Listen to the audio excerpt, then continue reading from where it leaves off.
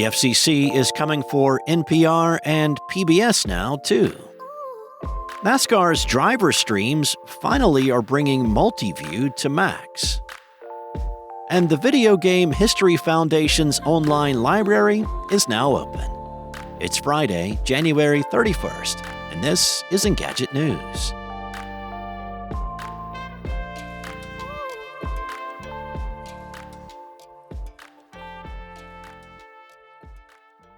In one of his first major acts since taking over as chairman of the Federal Communications Commission, Brendan Carr has directed the agency to open an investigation into NPR and PBS.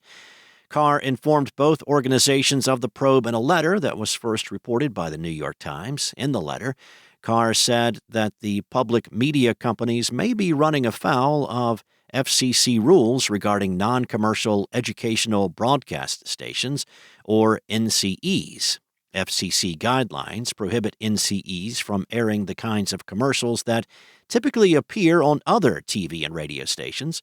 Sponsors are, however, permitted to receive on-air acknowledgments, as Carr noted. In statements, both NPR and PBS said they comply with FCC regulations. NPR's CEO said that NPR programming and underwriting messaging complies with federal regulations, including the FCC guidelines on underwriting messages for non-commercial educational broadcasters.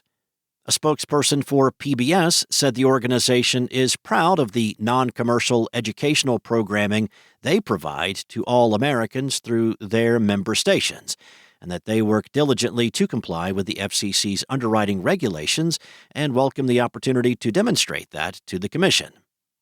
President Trump has made no secret of his disdain for PBS and NPR, which he threatened to defund during his first term in office and during his campaign last year.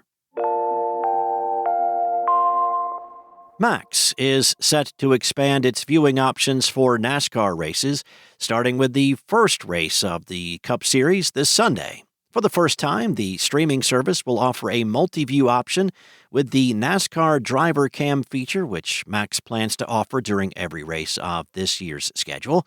Every car, as many as 40 per race, will have a 1080p Driver Cam.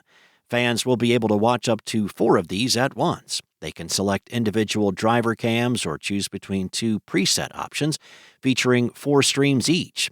Max says the drivers included in these will be selected based on the most compelling matchups and storylines each week, as well as a fan vote on social media.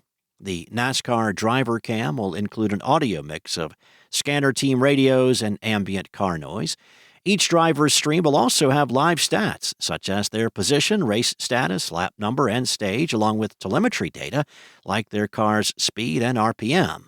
Leaderboards will be available in multiview too, and you can pause, rewind, fast-forward the live video, and each driver's stream will be available on demand after races. It's an intriguing and arguably overdue step by Max that could help make NASCAR races feel more immersive.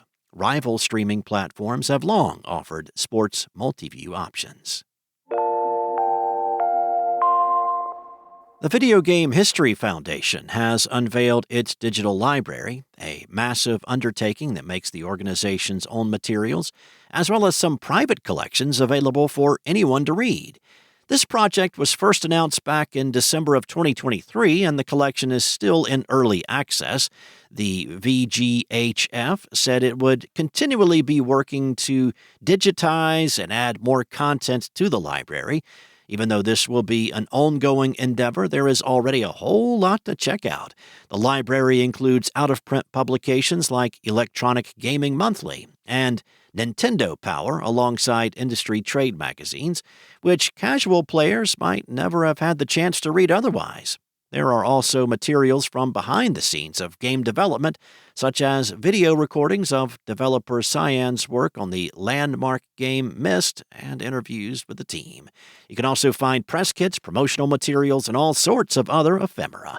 Everything is free to browse, just like a regular public library, and in short, this is amazingly cool for gaming nerds. Thanks for listening. There's more to these stories and more tech news at Engadget.com. This episode featured journalism from Carissa Bell, Chris Holt, and Anna Washenko, and was voiced and produced from the sound studios of Spoken Layer. Enjoy your weekend. I'll be back on Monday with more tech news from Engadget.